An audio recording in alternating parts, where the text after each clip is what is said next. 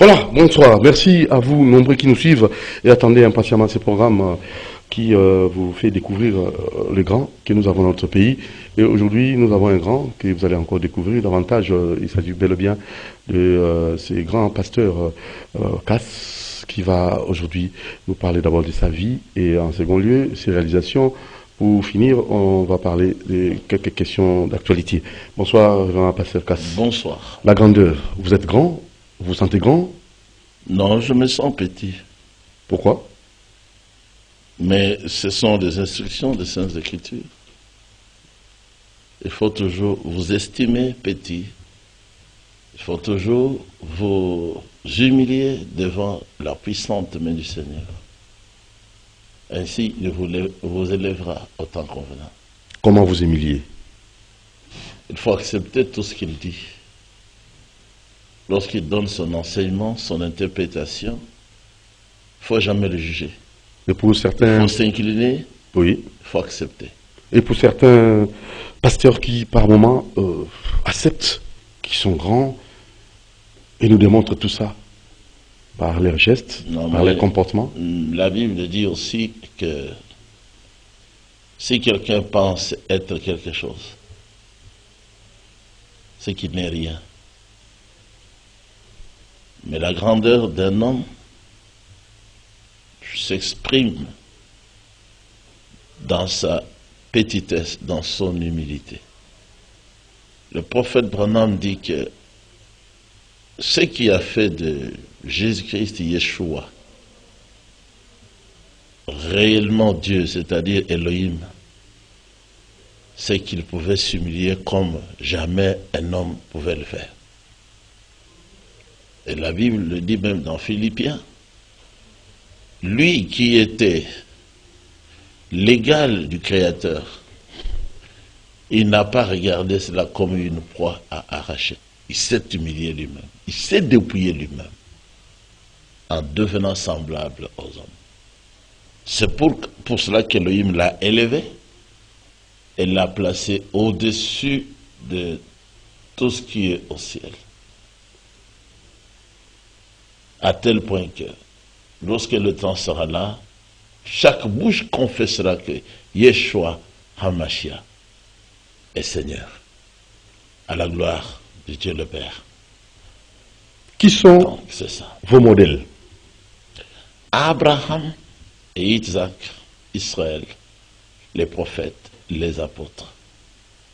Finalement, William Marion Branham qui nous a apporté ce message.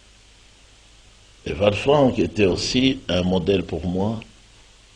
Mais depuis qu'il a piétiné le message et l'a rejeté, c'est depuis... ça fait maintenant plus de 20 ans qu'il a cessé d'être mon modèle. Pourquoi? Mais parce qu'il est devenu incrédule. Il fait le mixage dans le message. C'est que le Seigneur a appelé réellement le message. L'enseignement sur les sept sceaux, il a interprété faussement le septième sceau. Ce qui était interdit par les prophètes et par les Écritures. Surtout le grand mystère concernant le mariage et le divorce. Alors que c'était lui le premier à l'avoir proclamé ici dans un enseignement mixé aussi. Il a accepté la polygamie, ce qui a fait qu'il soit rejeté par la première assemblée du Zaïre à l'époque. Mukuna était en tête. Et il y a eu deux assemblées. Celle qui était séparée de celle de Mukuna, c'est celle qui est à Rigini maintenant. Et en 81, moi aussi j'arrive à Rigini. Ils venaient de se séparer. Donc il a voulu changer, il a même changé, il a écrit sur le mariage et le divorce. Il a tripoté sur la définition de la polygamie. Je l'ai suivi jusqu'en Allemagne. Je l'ai abordé pour qu'il y ait une discussion. D'après l'enseignement qu'il nous avait donné, qu'il faut toujours chercher à parler, il faut discuter, il faut échanger. Il voulait fuir. J'ai tout fait par la petitesse toujours. Je l'ai gagné. Dans moins de 5 minutes, allez, tous ses vêtements avaient brûlé et il a fui. Il m'a laissé à la porte de son église avec ma Bible, avec la brochure sur le mariage et le divorce. Et avec la lettre qu'il m'avait envoyée, dans laquelle il m'insultait, pour que je puisse laisser tomber à terre la révélation que le Seigneur a donnée à Frère Branham pour le suivre. J'ai dit non, je ne te suivrai pas. Il faut que tu lises ici. Il a lu avec moi et puis il me demande, est-ce que tu crois ça? J'ai dit, mais c'est pour cela que je suis venu. Je crois ça depuis la tête jusqu'à la plante de mes pieds. Et il a fui. Et il a fui. Pasteur Casse, La parole a vaincu. la parole a vaincu. Pasteur Casse, 62 ans après les élections, nous aimerions avoir de votre part d'abord votre avis. Nous Après avons les évolué, élections. oui, 62 ans après les élections, en fait, après notre indépendance. Après notre indépendance, je m'excuse pour ça, mais dites-nous un peu, selon vous, les bilans. Vous pouvez dresser un bilan qui, c'est pas Mais le bilan est complètement négatif. négatif, pourquoi? Tout à fait négatif parce que le pays qui est le nôtre n'était même pas considéré comme un pays où les êtres humains s'y trouvaient. Quand vous allez en Angola, on se moque des Congolais. On se moque des Congolais, même au Congo-Brazzaville. Dans moins de 10 minutes, en canon rapide, tu es de l'autre côté. Tu seras méprisé si on apprenait que tu viens de Zaïre ou du Congo. Pourquoi? À cause des chefs qui étaient nos responsables. Donc le bilan était tout à fait négatif.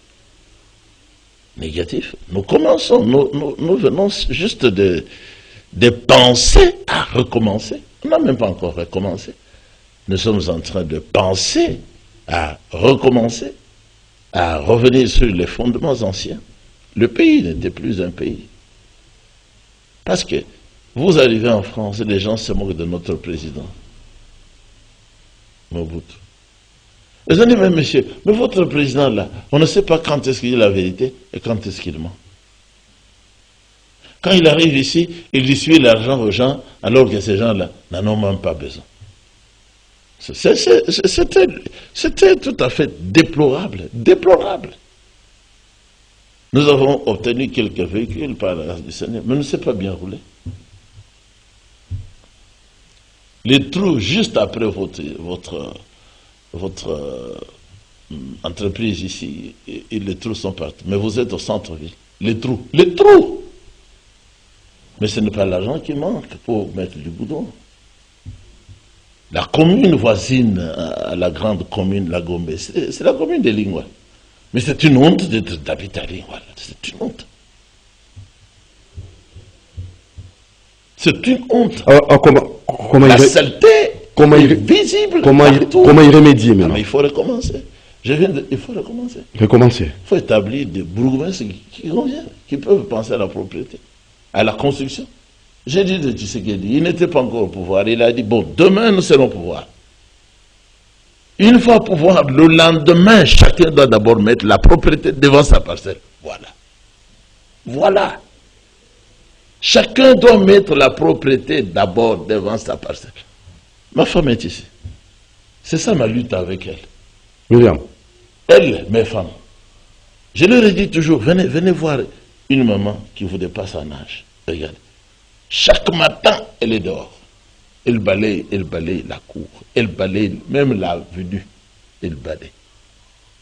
Et cette éducation devait quand même intéresser la population. Ce n'est pas l'ignorance logique, mais zoologique. Depuis le temps des Belges. Ça ne l'a jamais quitté. Devant sa parcelle, c'est toujours propre, propre. Elles sont à deux là dans le quartier. Tôt le matin, elles sont dehors. L'eau qui coule dans leur caniveau est toujours propre. Et quand vous regardez les parcelles voisines, c'est plein de saleté. Regardez là où vous étiez avant. Sur 24. Sur 24, mais le canal juste après. Le canal, là, je ne sais pas comment on appelle. Il y avait des bouteilles en plastique. Et l'usine de bouteilles. En plastique. Et Maman F. Bazaïba, VPM Environnement et Développement Durable, qui a vu inaugurer Ecoplast, l'immeuble qui essaie de recycler les bouteilles en plastique. Je crois que c'est déjà un pas pour résoudre ces problèmes. Mais on peut directement, on peut d'abord engager les gens qui doivent travailler à la main pour enlever ces choses-là et les jeter. Mettre la propriété, que les gens respirent un air convenable pour la santé. Alors maintenant, comment détecter? Vous trouverez que juste après, il y a les femmes et les hommes qui vendent à manger là. Maintenant, comment détecter les bons dirigeants? Même quand vous avez évoqué le cas de votre commune de Lingwala, avoir de bons bourgmestres, est-ce qu'on peut facilement savoir qui peut être engagé ou élevé? Il faut la sélection.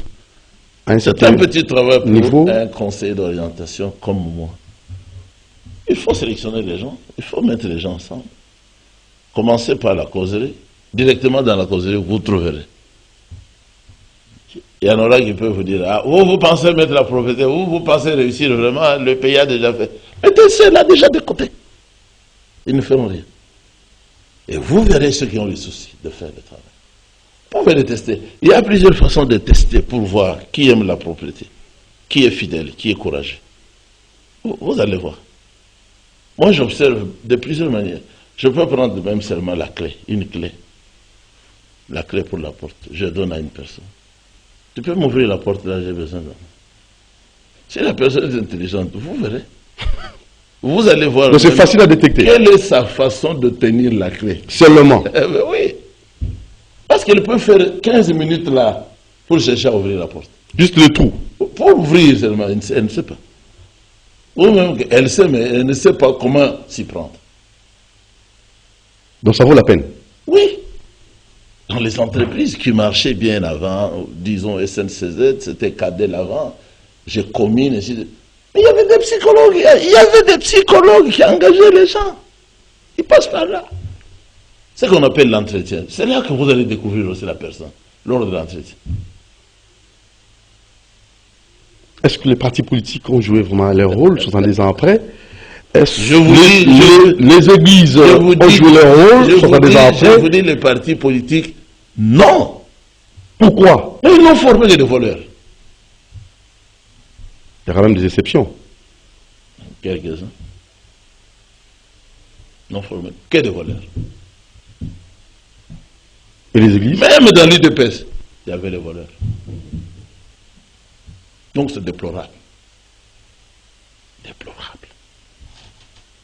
Et les églises? Là, n'en parlons même pas. Parce que dans les églises, là, ce sont des faux au départ. Faux. Quelqu'un qui n'est pas prophète, il se fait prophète. Mais c'est un fraudeur. Il est en train de corrompre les esprits des gens. Juste pour avoir l'argent.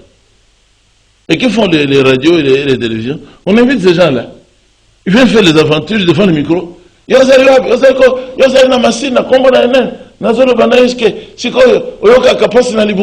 Voilà. Des choses comme ça. Juste un voleur, il est là pour tromper. Pour avoir un peu d'argent. Qu'est-ce que nous devons faire? Qu'est-ce que vous proposez à la place? Le gouvernement. Si dans le gouvernement, si dans le gouvernement, on peut donner une place à ceux qui peuvent faire le contrôle, qui connaissent la parole, qui peuvent aussi faire le contrôle, nettoyer. Il faut nettoyer dans ce domaine-là. Il faut aller voir d'abord là où ils prêchent, ce qu'ils disent. Ils ne disent rien. Ils ne disent rien. Kaka, tu mets dans un mabok. Vous te mettez encore dans ce mabok. Mais l'écriture dit, je ne permets pas à la femme ni d'enseigner, ni de faire à l'homme.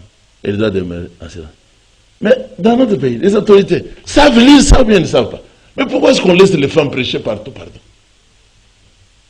On attire la malédiction dans le pays. On laisse les faux prophètes, Comment ça? Faux prophètes. Mais il vous présente qu'il est le serviteur de Dieu. Alors qu'il est le serviteur du diable. Maintenant, vous l'appelez pour qu'il fasse quoi pour vous? Il va vous amener chez son père, Satan. C'est tout. Aucune solution. La solution est là, c'est le nettoyage. Comment nettoyer? C'est ça le problème, c'est un problème spirituel, un domaine spirituel. Il faut chercher les vrais. Les vrais vont vous dire que, voilà, vous aurez votre liste, vous aurez les critères.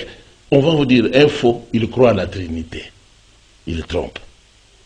Que Dieu est trois personnes en Dieu. Ce n'est pas écrit dans la Bible. Un faux, il va prier Marie. Marie, c'est qui pour prier Marie? Aucun apôtre ne l'a fait. Même pas le Seigneur lui ne l'a jamais fait. Ne vous prosternez pas devant les statues, c'est une malédiction. Mais les statues sont là, sur le 24, à la Gombe, partout, partout. Celui qui est évêque doit être marié. Tous les évêques là qui sont célibataires, vous les laissez pourquoi? Il faut nettoyer. Comme ça, lorsqu'il y a des questions qui touchent à la foi, par exemple, comme au stade, il faut que Dieu nous écoute. Mais moi, je dis toujours au président, mais là où tu t'es arrêté dans la prière, tu es allé chez Shlomo, non? Parce que tu as compris que c'est lui l'homme le plus sage. Donc, que son Dieu soit le tien et le nôtre. Mais juste là où tu t'es arrêté. La suite, c'est ça la réponse que Dieu te donne. Qu'est-ce que Dieu dit dans la suite? Et toi, de ton côté, ce que toi tu m'as demandé, j'ai écouté. Mais de ton côté, si, donc c'est une condition, si tu peux prendre mes lois, il faut laisser tomber les lois de la République du Congo ou de la République du Zaïre. Ce sont des fausses lois. Il faut prendre les lois qui sont dans la Bible ici. Il y a même la loi qui dit, si vous voulez un chef à votre tête, prenez votre frère, que ce ne soit pas un étranger. C'est écrit ici. Et la Constitution, qu'est-ce qu'on en fera? On ne peut pas mettre la Constitution et la Bible ensemble, non. Il faut mettre la Constitution de côté, prendre la Constitution divine, vous la mettez au Parlement, c'est fini. Là, maintenant, c'est le Seigneur, il descend. La théocratie. Oui, mais qu'est-ce que vous voulez? Qu'est-ce que le président voulait? La théocratie. Parce que si Elohim ne bâtit pas le Congo, les Congolais qui veulent bâtir, nous voulons bâtir, nous voulons travailler en vain. Ça c'est l'écriture. Vous travaillez en vain. Après 62 ans, qu'est-ce qu'on a fait? Mais vous avez fait ça avec le diable. Mobutu avait dit que l'alliance même avec Satan nous allons faire. Et il avait fait l'alliance avec Satan. 70 ans après. Même la monnaie appartenait à Satan. 70 ans après, la formation de qui? Les élites congolaises, c'est pas notre est-ce qu'ils sont formés? Ils sont bien formés pour ils sont formés. Un Congo grand, j'avais suivi le témoignage. Riche. Maintenant au campus, les étudiants qui sont en droit, on les forme à devenir des magiciens. Mais alors, dites-moi maintenant. Je ne comprends rien. C'est ça. L'école de la magie. Campus ici. Vous voulez progresser. Vous devez entrer dans un cercle magique. Ah, c'est quoi? C'est fini à ce moment-là, c'est terminé. C'est dégoûtant. Vous allez dans les hôpitaux, même chose. On y fait la magie, on a des fétiches et tout ça. Il faut accorder aux gens des fausses maladies pour soutenir l'argent dans les hôpitaux. Alors il faut une restauration profonde. Oui. Les faux hôpitaux, il faut fermer. Alors maintenant, je ne sais pas, nos élites maintenant, les élites congolaises, on va faire comment? On va réformer comment? Comment avoir des je sais pas. Comment est-ce qu'on a vraiment des élites ici dans notre pays? Il y en a. Moi je viens d'où? Je viens de ces gens-là. Mais j'étais comme ça, même avant de croire. J'étais comme ça. Strict. Aimant la vérité et la lumière. Je n'aimais pas les bêtises. Les bossotos. Je n'aimais pas ça. Je n'aimais pas que les filles viennent jouer avec moi à l'université. Je n'aimais pas. Donc vous vous référez d'abord... J'avais les amis kassaïens. Des Lodia. Qui aimaient beaucoup les femmes. Même devant moi. Et puis... il se moquait de moi. Oh, Kassé, il est misogyne. Ça ne me dit rien. Je suis ici pour étudier, pas pour chercher les femmes. Et c'était les experts. Toujours avec les filles, toujours avec... Moi, ça m'énerve. Je n'ai jamais eu un problème à l'université. Je n'ai jamais eu une femme ou une fille à moi à l'université. J'étais comme ça depuis longtemps. Donc, comment le faire? Il faut rénover. Il faut retravailler. Les grands qu'on a nommés pour être des DG dans des ISP, mais ils ont vendu le terrain, pour ne laisser les institutions supérieures qu'avec quelque chose comme ça. Que ce soit l'IPN, que ce soit par-ci par-là. Alors, il faut récupérer tout ça et restituer l'argent à ceux qui avaient payé pour leur demander d'aller ailleurs. Il faut refaire tout. Il faut ça. 70 ans après, il faut refaire tout. Mais oui. Il faut recommencer. Il faut la repentance.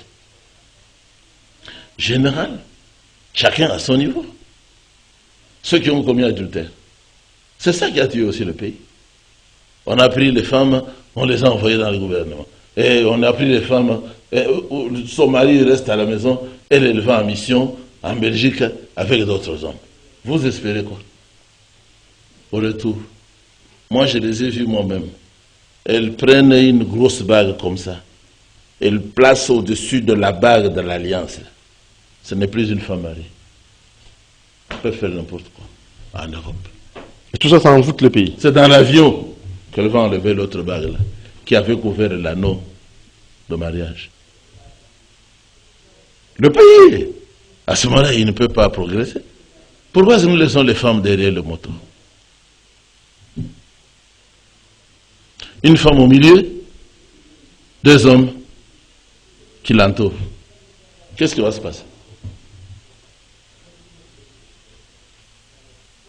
Ça ne va pas. Mais les autorités voient. Donc pour vous, il faut nécessairement une seule personne, taxi-moto. Il faut interdire les motos. Il faut interdire. Il faut interdire les taxis-motos en ville. Il y a beaucoup de taxis d'ailleurs. Beaucoup avec volant à droite.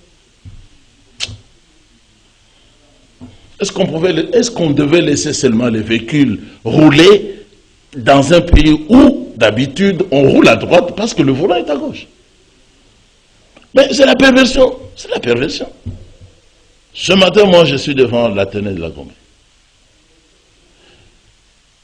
On a déjà troublé aussi la circulation des bus. On veut construire, on ferme carrément. Aucune mention. Aucune mention qui dit déviation. Vous m'avez vu l'autre fois, non? Ah, tu as vu? Oh, vous avez vu. Mais tu étais où? Ouais. Tu étais où? J'étais juste à côté des... Tu étais sur la nouvelle route créée... Oui, pour nous faciliter. Pour vous faciliter, mais on ne vous a pas dit au départ, il y a déviation. Ah, ça, c'est important, hein, et pourquoi on a barré les voies juste devant un établissement scolaire? Maintenant, les bus, au lieu de venir avec les enfants jusque-là, on laisse les enfants loin, à l'ISP. Ils doivent encore traverser.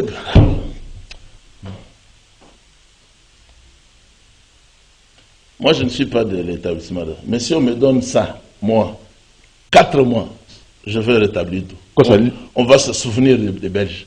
Ah, quoi ça? L'établissement là. Attendez, de la Gombe. Oui. J'ai fait un effort, nous avons trouvé le portail. On a ouvert. J'ai demandé au secrétaire. Je suis conseiller d'orientation, on m'a permis.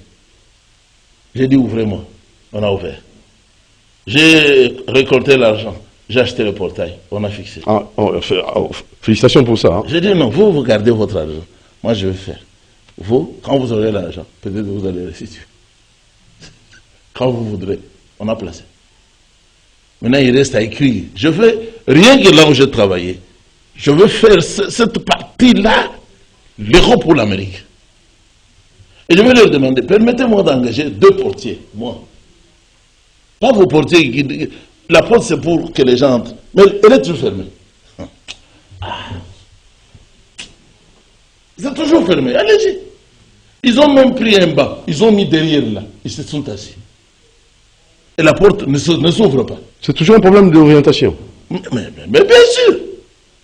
Moi, je dis, pourquoi vous n'ouvrez pas? Mais c'est la porte.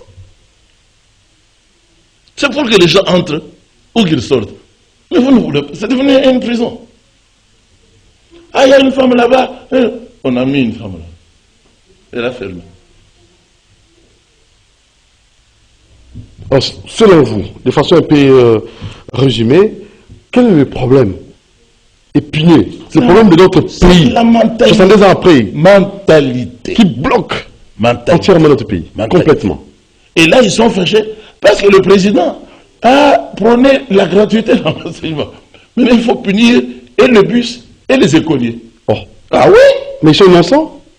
Ah, mais ils doivent trouver maintenant sur qui maintenant se plonger pour terminer la colère. La mentalité. Mentalité. À tous les niveaux. La mentalité est encore zaïroise. Ah, maintenant, comment changer?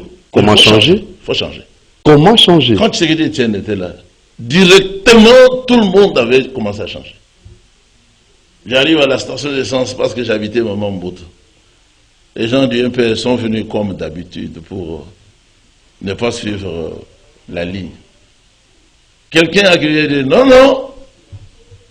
On va voir essayité. C'est quoi tu comme une Moussous?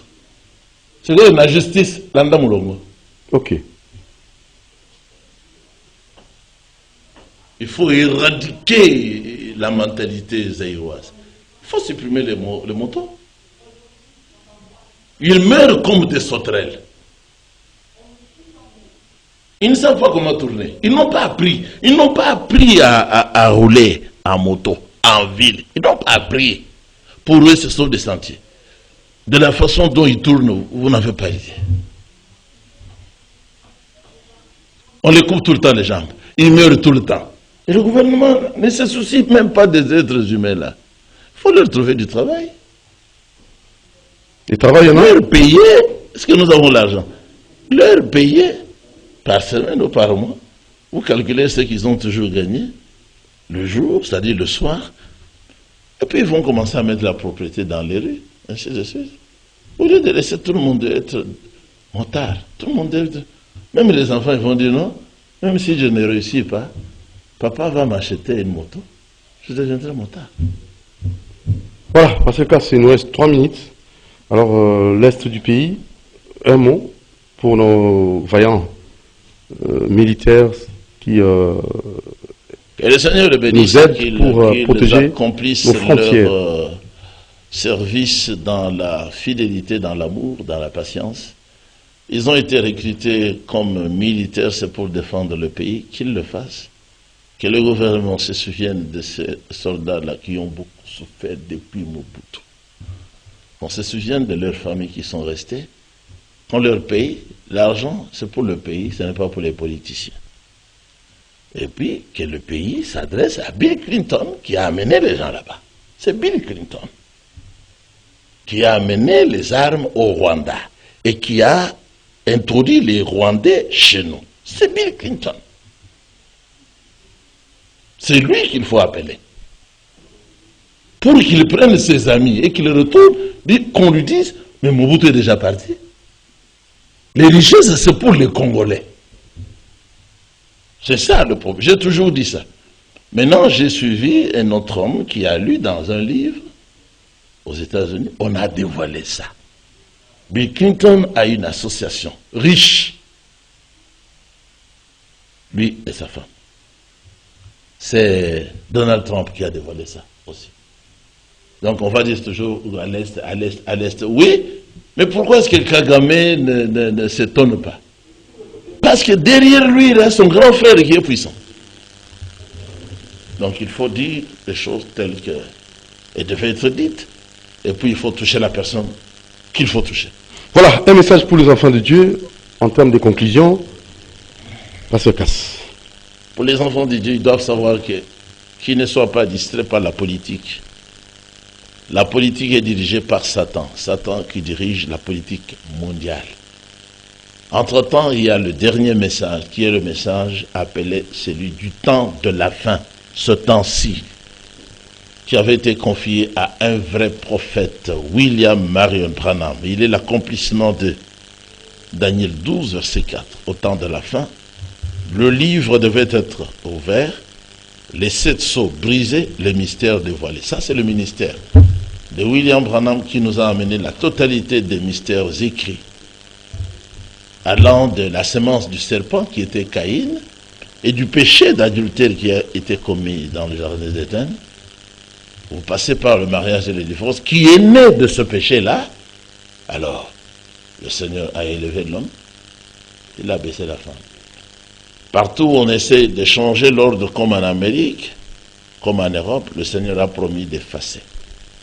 Poutine, ce n'est pas n'importe qui.